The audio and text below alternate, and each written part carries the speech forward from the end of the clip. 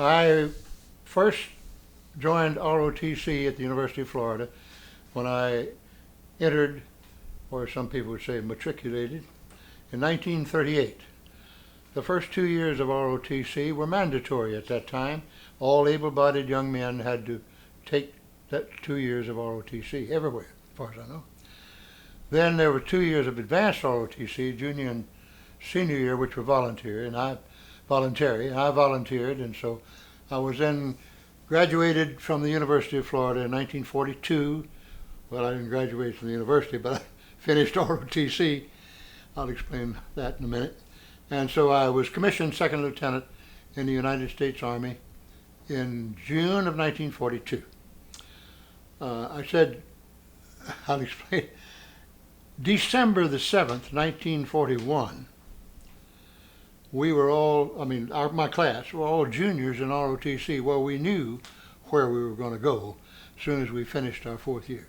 So I'll promise you, from December 7th, 1941, I only attended one class from that point till June of 42, and that was ROTC. I just didn't bother with the other classes.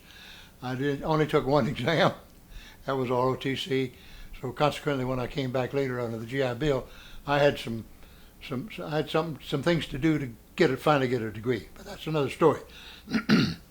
So from there, I was then directly commissioned. Afterward, you had to go to a refresher course and all that kind of stuff. But within a month, I was volunteered. I saw that there were needed officers in the 1st Cavalry Division. Another buddy of mine was there. And he said, they've got horses. We had been in ROTC. We had horses in ROTC. We were horse-drawn artillery. We had French 75 guns. So I liked the horses. So this buddy and I said, well, we'll go join the 1st Cavalry Division because they've got horses. So we drove all the way to Fort Bliss, Texas. Got there and nobody was there. This was in July of 42. We had found out, we had passed within a couple of miles of them. They were on maneuvers in Louisiana, in the swamps of Louisiana in July on horseback. So we got on a supply train and came back to Louisiana. And that was my first real duty, was on horseback in the swamps of Louisiana in July. Man, that was an experience. But enough of that. Then we came back, of course, after a couple of months of that, and then we exchanged our French 75s for 105 howitzers, thank goodness, and sent our horses away and got trucks and TD9 tractors, and without any training at all in that stuff, went overseas. The TO&E, Tables of Organization and Equipment, called for our stable sergeant to become the motor sergeant when we got rid of the horses.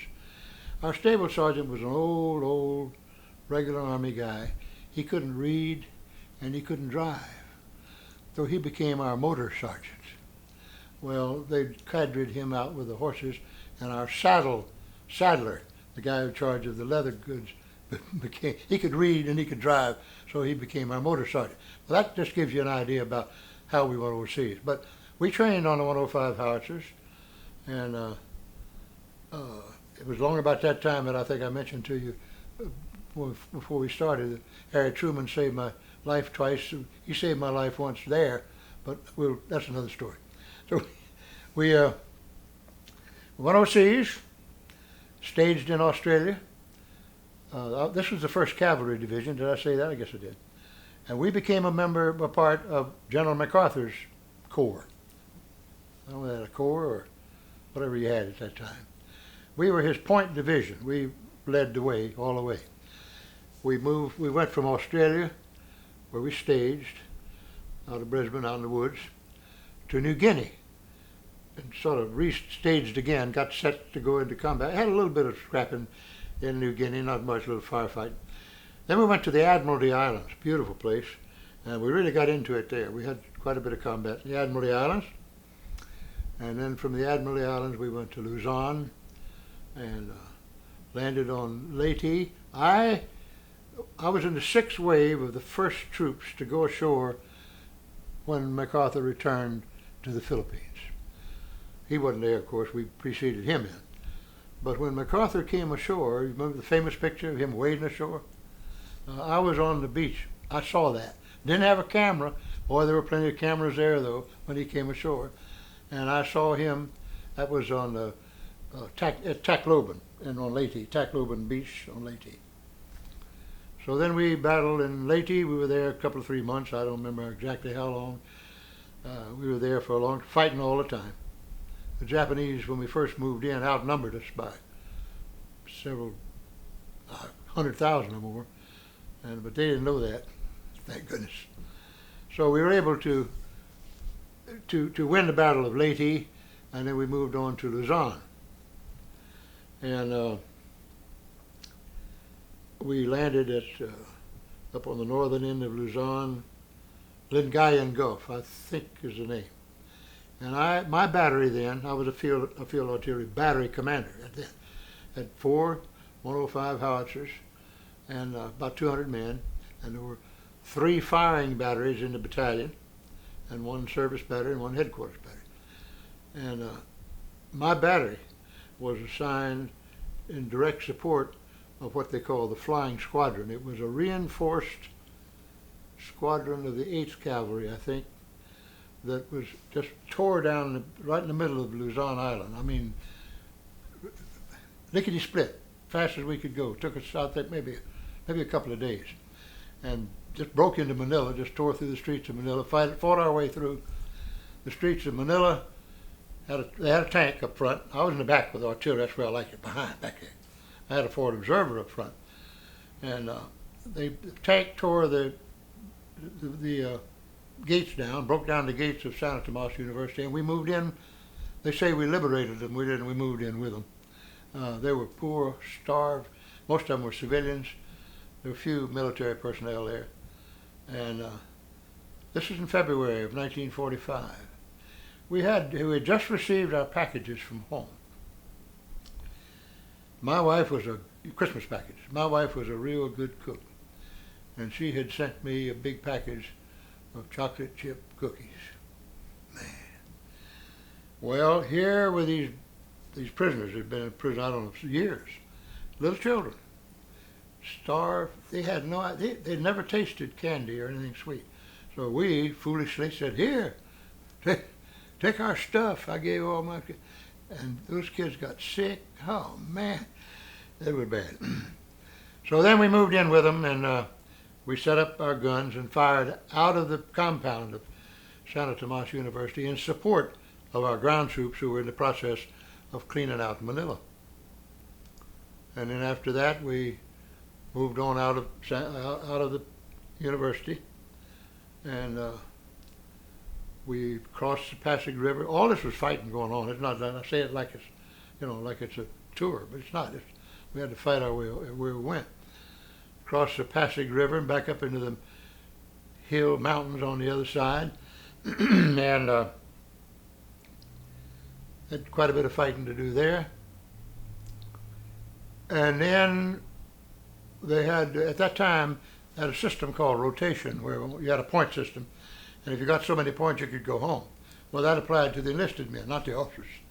So all of our enlisted men, virtually all of them, went home, experienced ones.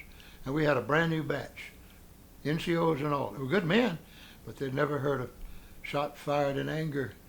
And we were on maneuvers. We had boarded ships. We were going to conduct an amphibious operation to land. They had it all rigged up. We were going to train our recruits, our new men, how to conduct an amphibious operation. We'd already been through 2 or 3 of them. And we had maps of where our next operation was going to be.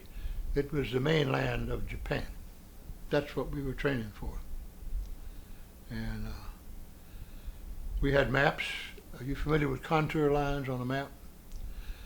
The contour lines are so many feet or meters apart, and if they spread out a lot, that means it's a nice slope. If it's real dark, that means it's steep. The beach where we were going to land had a little strip of white, and it was virtually black, straight up. It was very steep. That's where we were going to land. But all of a sudden they said, call it off. Our practice maneuver is over. Come ashore. What's going on? So we came ashore. They said, all right, now load up in these troop ships.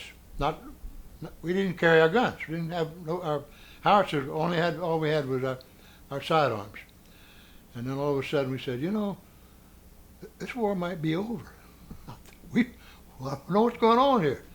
So sure enough, we found out on our way to Japan, that's where we headed, that Harry had dropped the bomb and the war was over. So we went into Manila Harbor. We could see with the naked eye and also with binoculars the USS Missouri, was it? Yeah, where the armistice was being signed. All the sailors out in white, dressed up. We couldn't see MacArthur, but the second he signed, the Japanese signed, we got in an LCV and went ashore at Yokohama. So we thought we were going to be the first Americans set foot on Japan. We were going to be. We rounded this bend, and on the huge warehouse there in Yokohama, somebody had spray painted on the side of one of those warehouses, "The old gray mare ain't what she used to be." Now our patch is the horse's head, and we were known as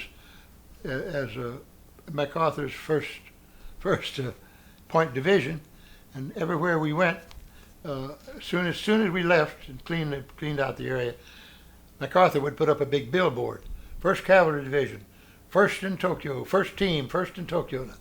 So somebody had sprayed "The old gray mare," had been there. "The old gray mare ain't what she used to be," and I didn't have a camera. We figured out it must have been the SEALs, the people that came in. I guess that's who they were, the Navy guys who had come in to clear the harbor for us to come in.